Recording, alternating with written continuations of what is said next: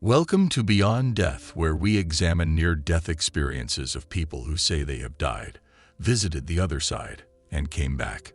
Today's NDE comes to us from Stacy, who describes visiting the afterlife following a car wreck, having a life review given by beings that glowed and then being returned to a universe she did not recognize.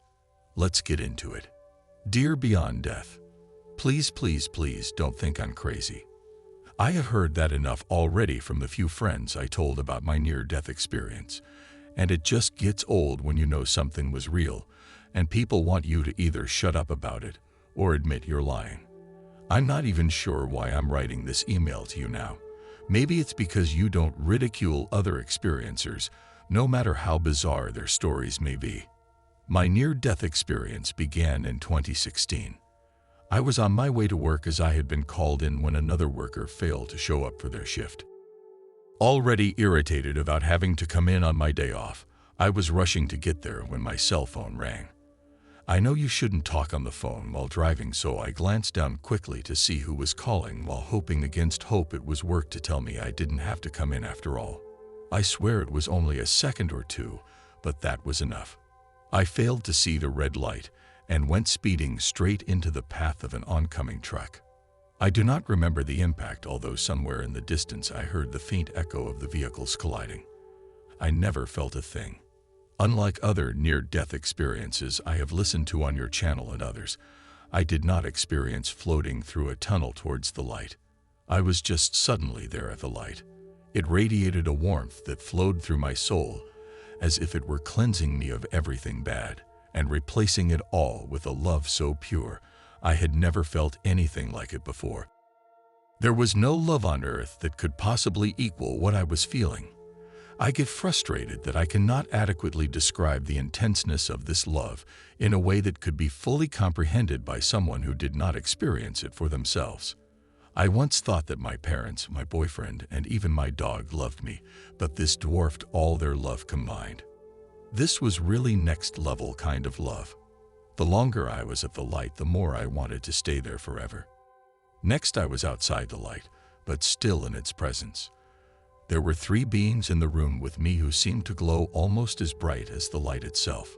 One of them spoke to me telepathically and told me I was to be shown my life review. Remember, at this time, I had never heard of a near-death experience before, so I found it strange when a screen appeared that showed me my life on Earth up until the moment of the wreck. Occasionally, the scenes would pause, rewind, and replay, and the beings would ask me about my feelings during a scene. I was also allowed to experience the feelings of everyone I had ever encountered during my life, all while re-experiencing how I felt in the moment as well. I heard thoughts others were having about me. Some good, many not so good. When it was finished, I was asked what I had learned from my life review. I had learned that we and everything we do affects those around us even when we don't recognize it. These effects can continue throughout their entire lives and can help or hinder their own growth. I did not like seeing the times my words or actions had hurt someone else. The being who was speaking to me the most seemed pleased with my reply. He didn't say that, but there was something about him that conveyed it. When he spoke again, telepathically still, he told me that it was time for me to return to my body. I insisted that I did not want to go back to my body, and besides that, my body had just been in a wreck, and I had no clue what condition it was even in anymore, so I should be allowed to stay at the light. Evidently, this was not open for discussion as I had thought, and I was again told I had to go for now. I was not ready, as the being stated. This is where things get really weird, but I promise it happened. The next thing I knew, I opened my eyes, feeling well rested. I expected to be in severe pain and in the hospital, only here I was lying in my own bed. I sat up and thought to myself that was one crazy dream. It was almost noon, so I had really slept in. I climbed out of bed, grabbed a shower and got dressed, then made my way downstairs. Halfway down the stairs, I heard a man talking, but for the life of me could not figure out why my dad would have been home instead of at work. Then I saw the intruder. He was roughly my age and speaking on a cell phone. He saw me and began coming towards me. Fight or flight kicked in and I fled. I raced out the front door and was halfway down the driveway when my sister's car pulled in. I was hysterically screaming to call 911. That did not stop the man, though, as he ran me down and grabbed me from behind. I was screaming and trying to fight him off when my sister asked him, "What's her issue, Steve?" "I have no idea, Tracy," the man replied. Gradually, they calmed me enough to have a conversation, and I could not fathom what I was hearing. Tracy, my sister, was trying to convince me that Steve was my husband and had been for over a year. They had began showing me pictures of he and I together when the police arrived. They had me beginning to doubt my own sanity.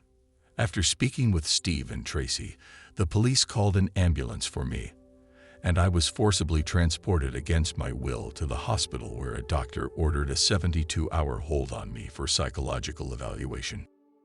I was given medication to help me sleep that first night in the psych ward, but sometime during the night I awoke to find the being from my life review standing next to me. "Are you real?" I asked. "Yes," he replied. "And you are in the wrong universe."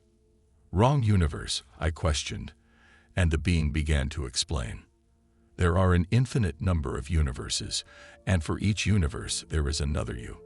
It doesn't happen often, but at times a human will end up returning to the wrong universe, and while you may now inhabit the same body you left behind, the person who you misplaced may have lived a very different life. Now, let's get you back where you belong." In an instant I awoke in a fog, unsure of where I was at first, until I heard a firefighter say, "Hold on, we're gonna get you out of there," as they used the jaws of life to peel away layers of my car. My pain level was a 10 as I was loaded on a backboard and into an awaiting ambulance. At the hospital, I was rushed into surgery, where doctors removed a collapsed lung and repaired some internal bleeding. Before they were finished, surgeons had spent close to 6 hours saving my life. I remember waking up in recovery and the doctor telling me how lucky I was to not only live through the wreck, but also that I had sustained no brain or spinal injuries. Finally, my sister Tracy was allowed to enter the room to see me. With tears streaming down her face, she began to tell me about how she loved me, and that I better not ever scare her like that again. "She loves me," I thought.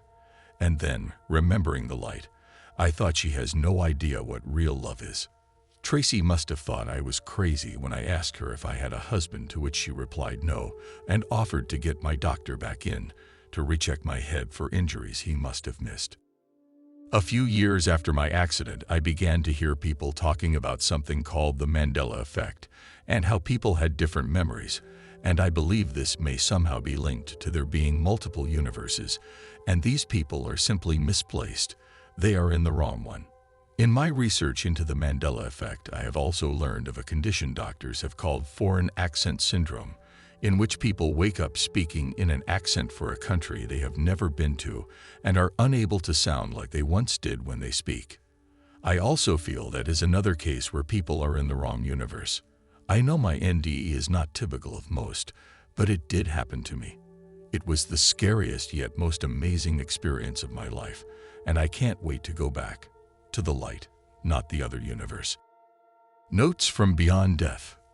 When I first read this email, I immediately looked up the Mandela effect and foreign accent syndrome so that I could better understand what Stacy was saying towards the end. I encourage each of you to take the time to look them up as well, then form your own opinions.